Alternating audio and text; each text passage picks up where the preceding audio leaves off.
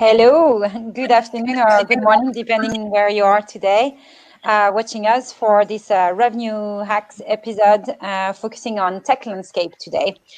So it's a huge topic. I hope we're going to cover as much as we can, but I'm pretty sure there's some stuff that we'll miss. That's fine. We'll do another session another day. So today joining us, we have David Ganley and Mark Jelly. We'll do a quick round around our host and our guest today, just so in case you don't know them, and we'll kick that. Christina, you want to start? Hey everyone, Christina Ridge from JMK Group and also a hospitality and tourism consultant based in Ireland and the UK. Cool. Hi there, David Ganley from H Connect. I too am based in Ireland. And just to give you some background on H Connect, we're a startup, not the best year probably to start up a business, but we're a hotel integrations toolkit. We've been working in the industry for many years doing integration on complex projects, and we got very frustrated at endless finger pointing and overrun budgets and so on and integrations. So we decided to do something about it and built a platform. And our platform is, it helps hoteliers to solve four major problems. We integrate point-to-point systems, so two systems, integrate them together. We have an enterprise service bus that allows complex drag and drop orchestrations of data between multiple systems. We have a unified API, and one area that I'm really passionate about is the migration of data for on-premise customers to get them to cloud. That's us. Great, thanks. Lots to discuss. And Mark, do you want to tell us about you? Hi everyone, Mark Jelly from Avenue 9, hotelier man and boy, operator, financier, financial controller and IT director, now working for Avenue 9 Solutions. We are a vendor agnostic consulting company. We are also developing some new product, particularly around analytics. So we go in and, if requested by the customer, analyze what they're doing now, suggest how they might improve technology in and around the business. We focus on the guest journey, how we can deliver end-to-end productivity and profit for the business through the guest journey and through tech. But the most important thing is we don't let the vendors sell to the customer. The vendor has to tell the customer that they can meet their requirements. So that's us. Good. And finally, Suzanne. I'm Suzanne Williams. I'm the commercial director at Journey Hospitality. We are a marketing agency and big on tech, moving faster into tech, given what's coming down the line, which we'll talk about today.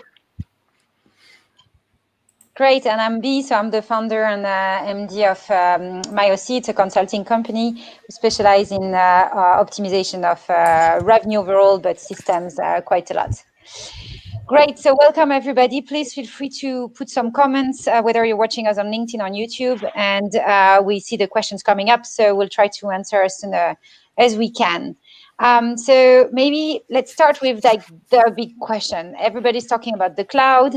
I'm not sure everybody knows exactly what the cloud is, so maybe you can shed some light there and also try to understand like why don't we all go there? Like what are the barriers? Is it better set standalone? Is it not better? Like what should we do really as an hotelier? Yeah, I mean, cloud is primarily a service that you buy into.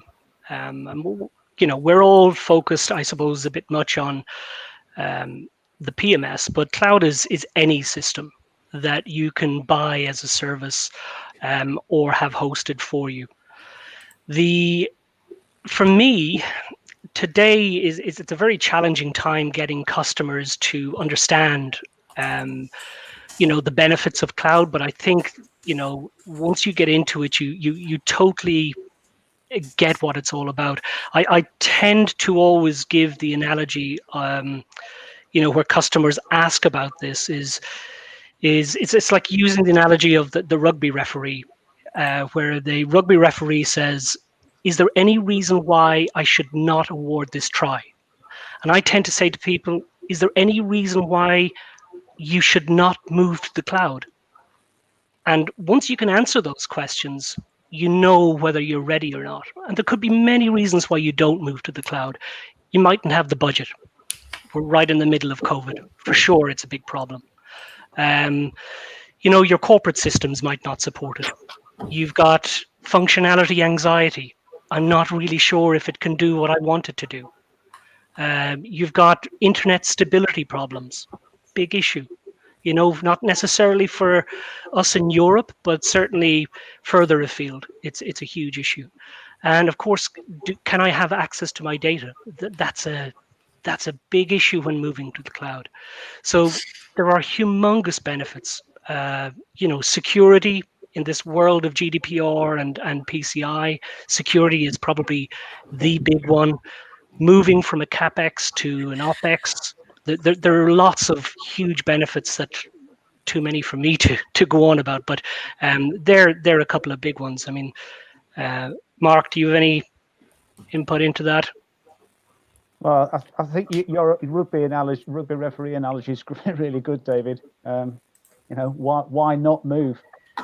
There is some huge benefits: mobility of the apps, mobility of your team. You can enable your talent pool from anywhere. They can work from anywhere. You can put centralized officers in to do CRO from anywhere, if you're cloud. And you've also got the benefits of business continuity. So you've got far more chance of being able to react to local challenges if you're in the cloud, because you can access your data and access your applications from wherever you want to be. Yeah, so it seems that it's been a massive wake-up call, really, this pandemic in terms of tech, because lots of people realized that they were into very kind of traditional, potentially old-fashioned systems. So is it something that you've seen? I mean, maybe you also, Christina, in your day-to-day, like the use of systems that are not to where we are. Like, we are using new technology in our everyday life. Why not at work when we're in the hotel? It's so true. And I don't understand why. I can understand from a cost point of view, for sure. People look at all this new technology and they say, it's not within our budget. We don't want to spend. Our system is okay. It's fine. However, a lot of brands use aging systems like Amadeus. It's with a huge international chain and they still recommend it, although it's going to a cloud possibly next year. But the system is going to be standalone until the end of the year and it's not going to be serviced. And people don't actually invest money into servicing as well. I think there's a combination of not wanting to spend money, but also not understanding the benefits. We have a few systems on standalone in our properties, and then we also have properties that are actually on cloud-based systems. I have to say I've always preferred cloud. I went to cloud 6.5 years ago with a property in Dalata. It's hard to believe it's so long ago. That's when the cloud started to come out, and I have never turned back. And for me, trying to access data in properties that don't have standalone servers, I have to log in through an app, take control of the computer, almost like TeamViewer, in a secure way, obviously, and do it, and then go from there. I don't want to be doing that. That's not how I want to be able to access my data. So if there's something of a big change in a large city, I can't change rates or anything very, very quickly to react. So you're relying on other people to see what you see, which never works out, to be fair. It doesn't. And I would recommend for people to start looking at investing into cloud. There's so many amazing tech companies that are coming out there that are now integrating a lot better with different systems, and they're building connectivity partners, essentially like, a stack that will almost feed into everything, pretty much like what you'd have if you were plugging in a load of USBs into your laptop at home, if you had lots of tools. And it allows for a better service delivery, not just for your staff, but also for your guest. That's just my point of view. I'm all about the guest experience, and it shouldn't take a receptionist 25 different clicks to allocate a room, to check someone in, to take a payment and send them off. It should almost be instantaneous, and you should be able to do it from your phone if you don't want to associate with people, or it should be very quick on checkout that you can kind of get your bill and go.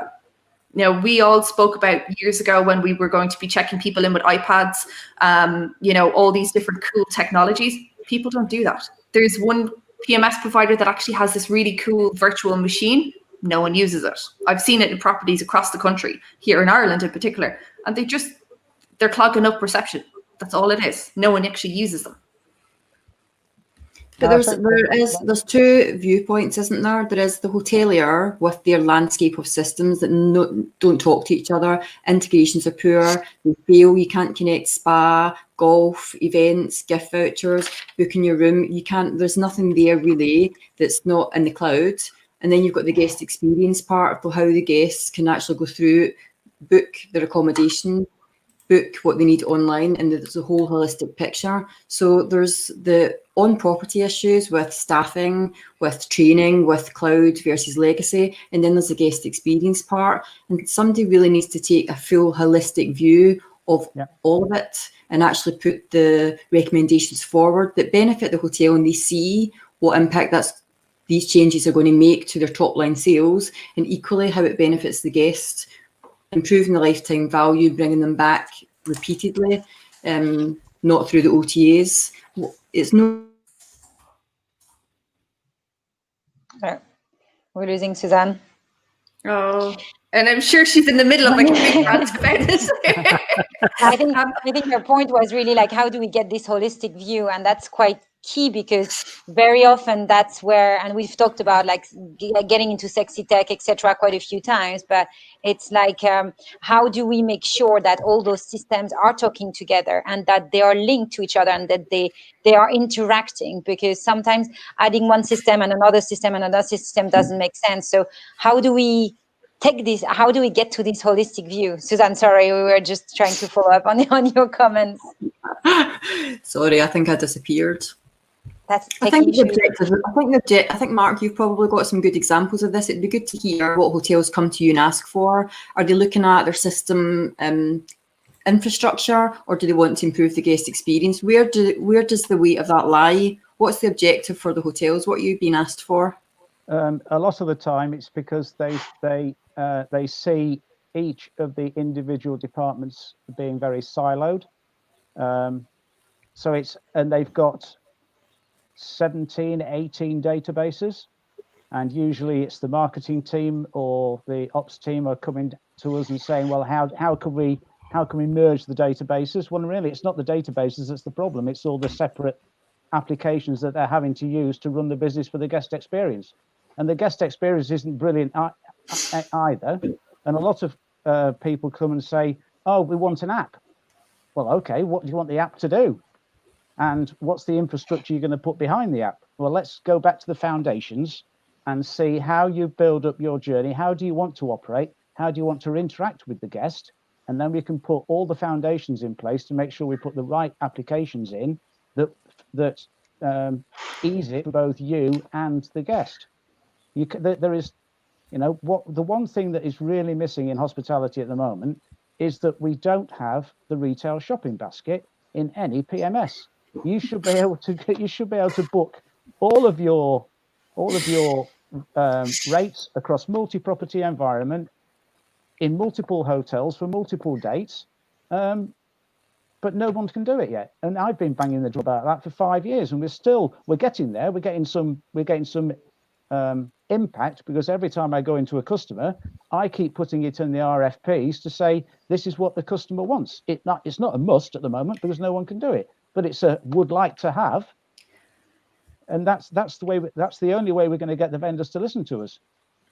Do you think, and this is just me, do you think that although the vendors are barking on the doors of, I'm going to call them the dinosaurs of PMSs, the dinosaurs are saying, we are the creme de la creme, we've been doing this for years, we know more than you, we're not doing it? Well, what they're trying to do is to catch up with the likes of Apollo and News, because they're trying to migrate a legacy product to cloud. They are not cloud native.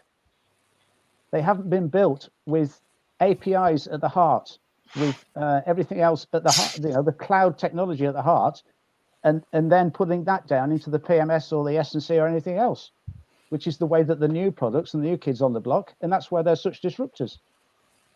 But isn't it the case, Mark, that you just give a great example there, that a hotel with 18 different databases to manage a guest record, for example, it probably has other records, but that's a perfect example of, dare I say, the mess that we're in, is that we have so many different systems to do so many different things, and it's not, the vendors don't see it within their interest to make them speak together, because there's no commercial interest for them to make system X speak to system Y. So therefore they don't do it.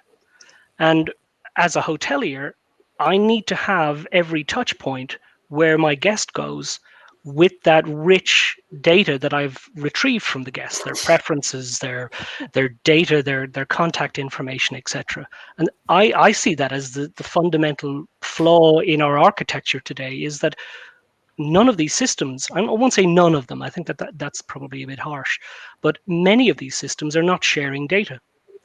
No, they're not. And it's all focused on the room rather than the guest. Yeah, I think so. To be fair, I think as well, we were always so focused on the room rather than guest. But COVID now has really put that into perspective, where people have actually come back and taken stock and realized, well, actually, crap, I am really crap online, and my presence online is shocking, where, it doesn't even look great to buy a room. And I think that's where Suzanne really kicked everyone's backside at the start of COVID, when we joined on together, and it was a real big push on the customer journey, because no one really looks at that anymore. And I think people need to see investing into cloud technology and into proper PMSs and systems that sit together properly as a return on investment towards the customer. You will get a lot better feedback in regards to it. It's not just a cost to the property, it's a cost to your overall business. And ideally, if you're a group, you want to be in a position where, at the end of COVID, there's going to be a lot of management contracts available. You want to be able to be in a position where you can do hotel in a box. You can literally put your system turnkey, right? Yeah. And it's got to be turnkey very quickly. You certainly can't do that with on-prem. So you have to be cloud to be agile enough to be able to react and be proactive in that with that tech. Tech has always been an afterthought in hotels for the last 10, 15 years. Always an afterthought until COVID, and suddenly we're at the forefront of everyone's minds, because that's the only way they can trade. Yeah, but the thing is that the hotels now have got the space and time to actually start to properly consider what that architecture looks like. Now, if you're talking about systems and their connectivity to each other, it's never going to happen. You've got legacy systems, old databases, multiple platforms, too many. They would have to migrate their whole legacy. If you've got golf, events, gifted, PMS, the whole thing would have to move to the cloud and then rebuild that architecture, which means you will lose some functionality, absolutely.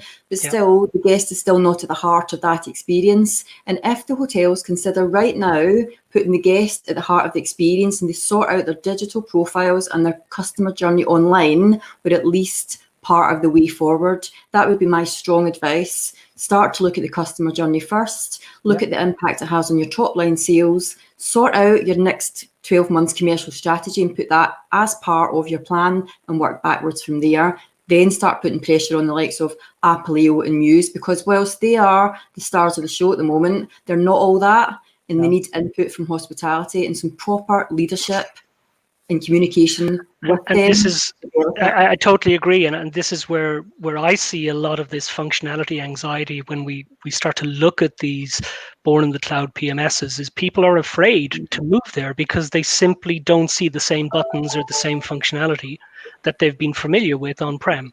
And I think that there has to be a mindset shift. There has to be a complete change of attitude. Number one, you're 100% right. We need to see a strategy. We need to see hoteliers thinking before they purchase. I mean, for far too long, I've been involved in things where purchases were, what's Johnny using down the road?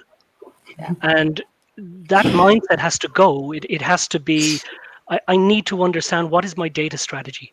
Yeah. How should my ecosystem speak together? What's the best fit for my needs, as opposed to, these systems are good. Well, they might be good in other situations, but they're probably not a best fit for your situation. So that has to be a real mindset shift. And I think you can do that with cloud quite easy, because the onboarding process clearly is much simpler and much easier than it has been traditionally. And there are many more, let's call them apps or third-party vendors, that can now connect in much easier to a cloud application, expanding the functionality. Not fixing everything, but can expand it and fulfill that strategy. But the strategy has to be there first. Yeah, so it's not about putting sub-branches on top of each other and just follow the crowd and looking at exactly the same system as next door because they're saying it's great. It's really about looking at what are your, like similar as in marketing, like what are my unique selling point? Well, what are the unique things I want to be able to do with my systems, the key elements, and then the systems will work towards the rest. Like maybe you don't need sales and catering because you have like one meeting space and it doesn't really matter. So you don't need this old legacy thing, and maybe this new system will come there eventually, but they will grow with you basically. It's if it's guest first strategy, then what systems give me that? Exactly. That should be the discussion. If it's a CRM, it's a CRM. But if it's an online check-in, online checkout, whatever fulfills that strategy that you've put together, it'll be easier to put the jigsaw pieces in if you know what the end goal should look like. So I tend to get a little bee in my bonnet about CRM and the connectivity between PMS and CRM. We talk about it a lot. In fact, we're doing some demos this week. And, I speak to a lot of CRM providers, and they're not CRM. They're maybe a bit of email marketing with some data management in the background. And they're when you've got vendors out in the marketplace that are putting them forward as full CRM systems and selling their sexy tech into hoteliers, how does the hotelier distinguish between a proper CRM and the vendor pushing their version of that CRM on them, particularly when the connectivity comes into play? What would you recommend for people watching when they're looking at CRM and how it should be connected? That leads us on to the whole strategy again, but the whole RFP thing. The whole concept of putting together a multi-page RFP to go out and look for technology is ridiculous. It's just so 20 years ago. You need to have a clipboard that says, go around the business and say, what do we need a system to do? And you write down that list of needs. Yeah. And then you present that list of needs to the prospective vendors that are out there. And you say, show me your system doing this, because that's what I need to do. Yeah. Not, do you have a button that does this? Or does it give me this in a CSV? No, I need output of data. I need access to data is your need, not the way you have perceived it to be. I've seen, I'm a former employee of Micros, and I've seen so many, 50-page RFPs. Does it have a button for this? Does it have a button for this? Does it have a button for this? It's ridiculous. No salesperson wants to do demos like that, and it doesn't serve the hotelier. You need a list of needs, and that will reduce down to maybe 10, 15, maybe 20 needs that you have in the business. Once you get there, the rest just will fall into place, and you'll shortlist the people who fulfill your needs. So I have a question on this because it's very interesting. I think exactly like you, and I'm sure everyone that's watching this does, but how do you deal with it from a brand point of view? So for instance, if you're looking at, Intercontinental, who actually only have 2 providers, neither of them are cloud. Well, one of them is cloud, but it's not really great on cloud.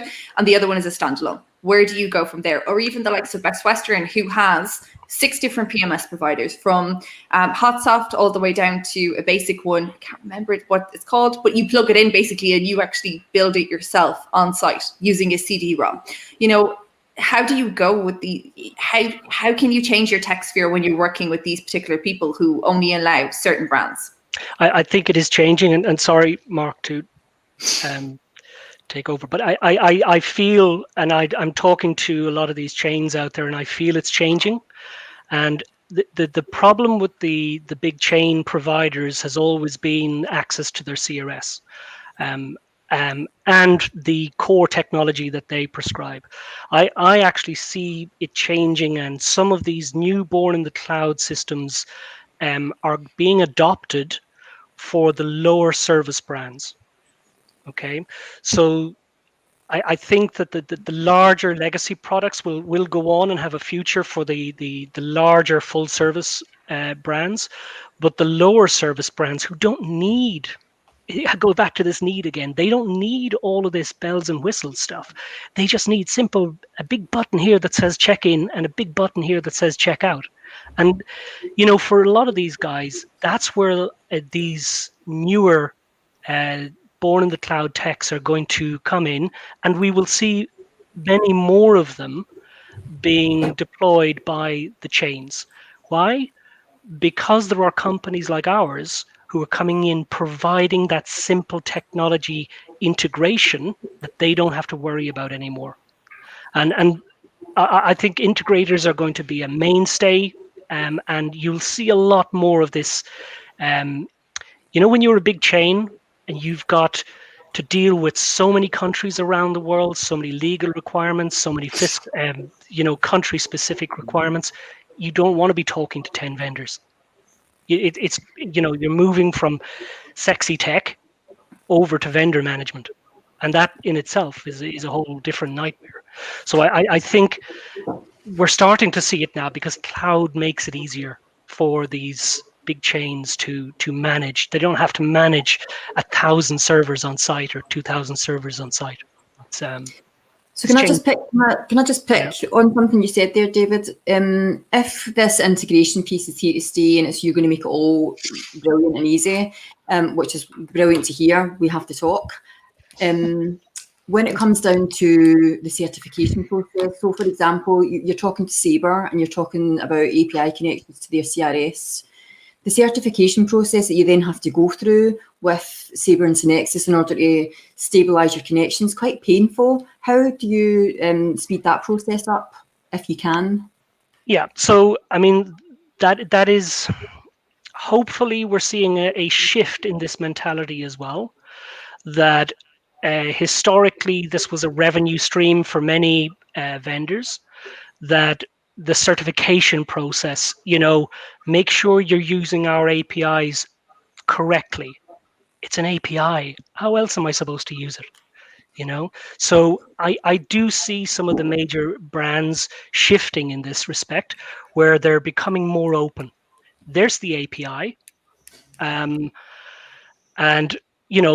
here are the guidelines. Use it this way, instead of, okay, you need to go through weeks of certification process and development effort so that we make sure that you're putting in dots here and you're not putting in dates. So this is what it's about. I mean, I had a great conversation, and this to me is a great example of where we're going. I had a great conversation with Richard Walter from Muse a couple of weeks back, and Richard's attitude, it's really warming. Is kind of, there's the API, do what you want. And I think that's all good, but the problem that hotels then face, bearing in mind that if you look at a legacy system as it sits right now, they're configured badly, nobody really knows what they're there for, they don't deliver what the hotelier needs. You give them a complete open API and say, here, build your own infrastructure. They can't do it. You're going to end up in a right pickle. But that's why you're not going to have smaller players in the market are not going to do this out of the box. The bigger players are going to adopt first. And from our perspective, we want to do that initial work where the smaller players can come along and use a self-service portal to go and just hook into that development. And that's a key player going forward. Everything in the future has to be self-service. It can't be, sending 2 or 3 people to site for weeks, to smoke cigarettes and drink coffee. I mean, it's a bit of a party. Yeah, look, Jane. we've all been there. But the point I'm trying to make is it needs to be, cloud is not just about a SaaS model. It has to be the ability for people to plug in Absolutely. and plug in easy. And I I think have a we have question to for keep- Mark, because I think- I can I think we have- just from a point of view of, sorry, David, but like I need to ask Mark, because obviously Mark was a former finance director, and I just want to ask. So we've got No, I was a PMS, financial controller, Christine, and not an sorry, FD. a financial controller, right? But we've seen systems come up in the world, such as Muse and Apaleo, who are built by hoteliers with the hotelier in mind. That's the tagline essentially that they have. However, I find as a revenue person, it lacks certain things as a revenue manager, but also from a holistic point of view, from like looking at what the IT guys need, or even what finance really needs. Do you think, Mark, that these systems now more than ever should actually try and link in with the likes of you, David, and see what is it like for a former person in that particular role, and what is it you're looking for, rather than just doing a guesswork? Because every hotel is different. What they need financially is different. So do you think it should make more sense to have almost like a consultation with people to sort that out? Yes, absolutely. And let's, we need to get into the dig out from the business what they want. What is their USP? Let's get the guest journey sorted. How do you want everything to sit together, and then find the best approach and put pressure on the vendors to deliver the integrations if that's what's needed. When we're going through a process and have been brought in by a client, we always engage with the incumbent, always, because the incumbent is then on notice. They know that there's a process to potentially replace, and that's always the last resort. We don't say you're just going to rip everything out and put something else in. That's not the game, Ultimately, if Mr. Vendor, you can't deliver, then the process is in place that we want to go this way from here to there. Are you coming on the journey with us? And if you are, then you need to help. If you don't want to help, then we'll go to somebody else who maybe can help. So that's the way we need to do it. But I think some of the vendors, particularly now, are certainly more integration savvy. Since COVID, the number of guest apps that have suddenly turned up to do mobile check-in and mobile check-out that integrates into the PMS, that we've been, again, banging the drum for years and years and years. Oh, you have to have a kiosk. No, we don't want a kiosk. We want it on our mobile. Suddenly, in 6 months, they've got all the integrations and certifications signed off. But that's only because their customers have been pushing them for it. Yeah. Well, I've got to be in my bonnet for about a lot of that. Yeah, it's all customer driven. And if we can get the more people we can get talking and driving to the vendors, then they will get the message. But we need to be careful that the when we're pushing, the hoteliers are also pushing for the right reasons, and I guess it comes back to the needs again, because very often we've been we've seen that. I mean, the last few months, people have been adopting some systems because they thought they had to, whereas in reality, it seems that it was not necessarily for the right reason, and creating another database coming into play, and not necessarily the right structure for the hotel as a whole. Like, is it sustainable long term? Is it really needed long term? I guess this RFP piece is really key when you go into some systems, and you shouldn't just listen to, oh, sales has said that, or revenue needs that, or finance needs that. It's like, okay, let's all sit down and work together and see what are for the for the guest, basically, what do we need, and then what do we need as a team in order to have a better visibility on the data, for example. And I mean, this is crazy that finance data is not matching the sales record and the revenue record in many hotels. Absolutely. And we need this middleware system, or we need to make sure that everybody's talking to each other, and we stop saying like, oh yeah, we know finance numbers are never the same as the revenue numbers. Come on. But just on that topic, Beringer, one of the fundamental things that we did when we built our platform was we don't store data. We do not want to become another silo. Mm-hmm. Yeah, we transport data, and that was, for us, having working in this industry for so long, We don't want hoteliers having to pick up the phone again and saying, oh, my system says 16, but the system that you're integrating with says 18. Yeah. Because where's the problem? And forever trying to solve these integration issues where something's happened in the middle. We didn't want to be that player. We just want to move it from A to B. And I think you're also being a little bit disingenuous to the providers that are out there. And I'm very sure, Christina, that they are talking to the financiers that are in the hotels with the customer base that they have today.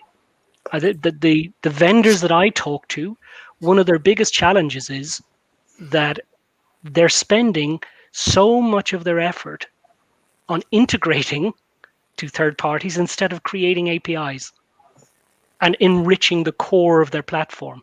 They're actually investing a lot of money making connections to try and bring on new clients and make new clients, I suppose, to sign contracts, if I was to be blunt about it.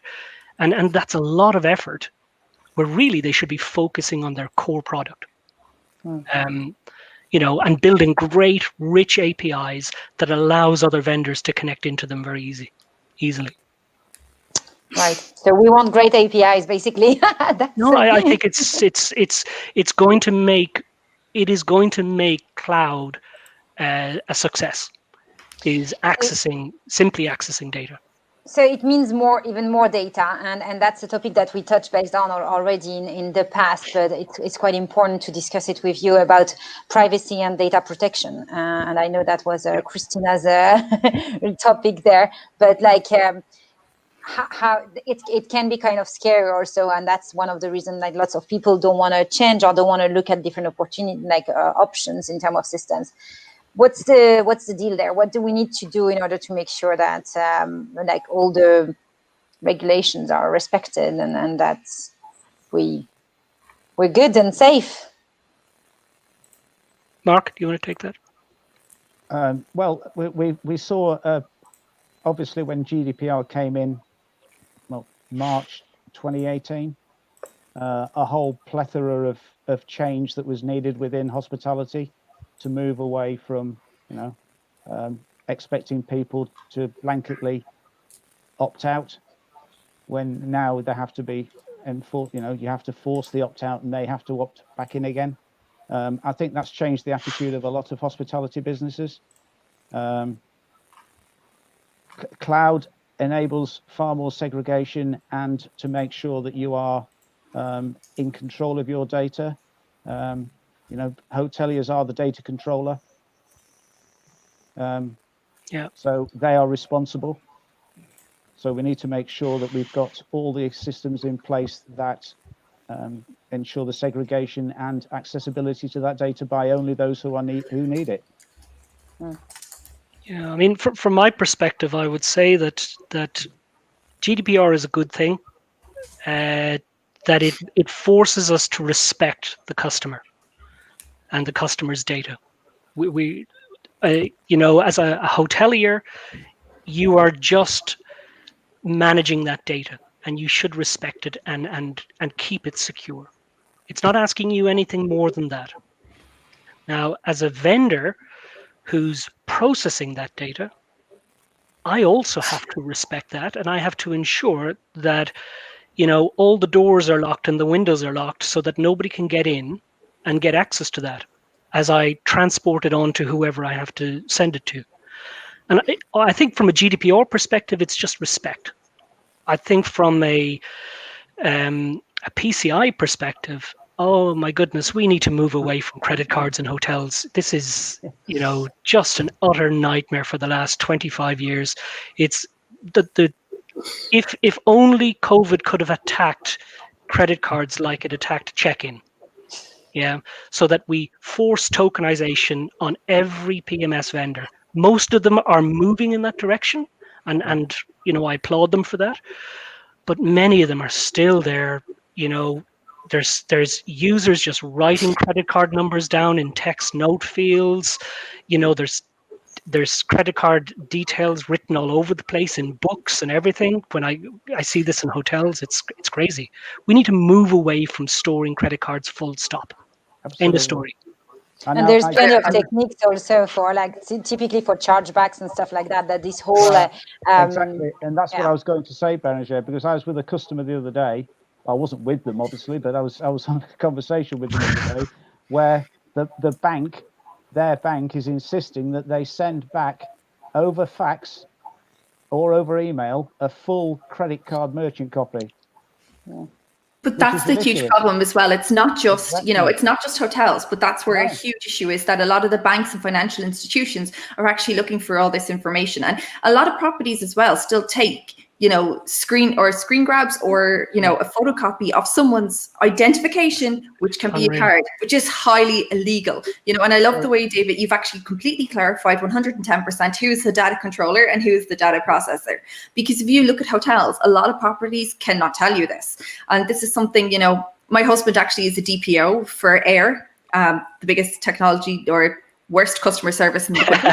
But anyways, we have this argument on a daily basis, and it's something that we're very keen on, trying to fix essentially. If your hotel and you're watching is putting the credit card details in a comment field or somewhere that's not masked or tokened, please stop doing it.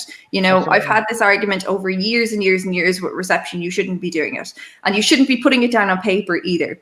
I'd love if everything went into almost a virtual bank, like a Revolut type thing, where you can just send the money and then that's it.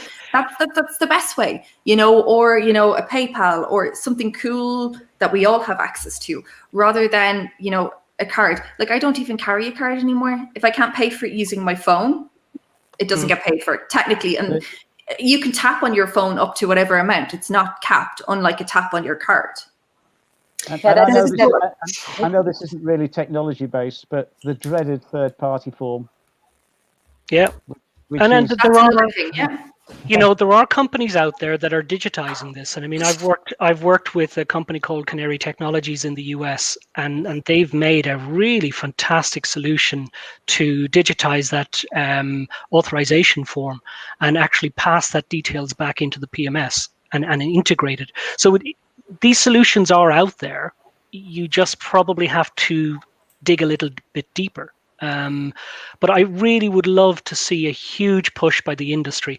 And, somebody who's worked with data for a long time, I can tell you it's a really sad situation that we don't have an international umbrella group to lobby the industry to push for these changes.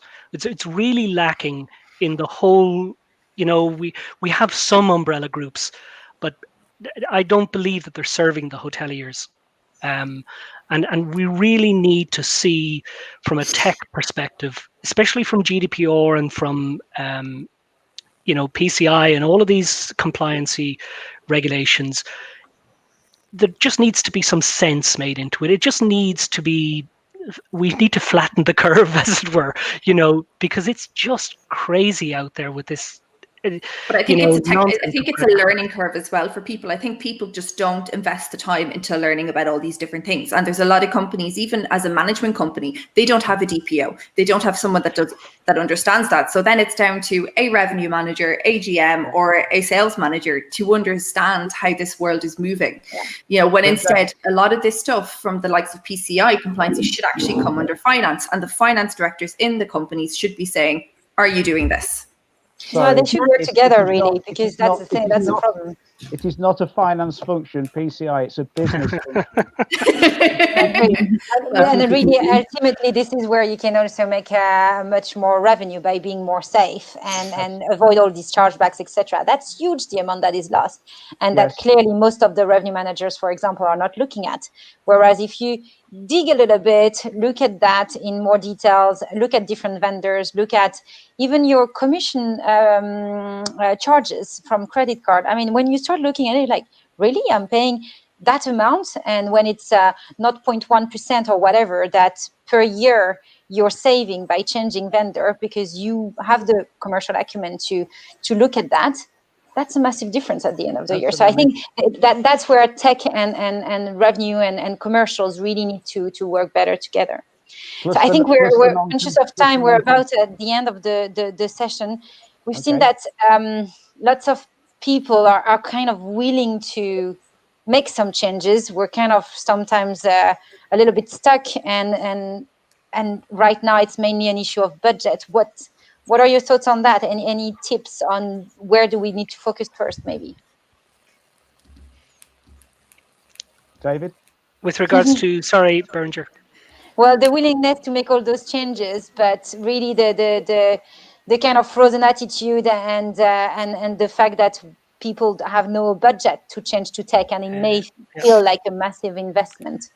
Well, I think first off, this concept of moving from a capital expenditure budget or a CapEx to an operations expenditure, an OpEx, is one that should be moved, to likely, you should be very cautious of moving to this, because there is cost involved. It is, from a PMS vendor, if you're on premise and you want to move to cloud SaaS, software as a service model, you're going to incur cost. And I'm pretty sure that hoteliers out there today are trying to keep their heads above water as opposed to, spending on tech. Now, in saying that, I do think what Suzanne was saying earlier about putting a strategy together and looking to employ that in a future budget is yes, it's the obvious step forward, is to do that.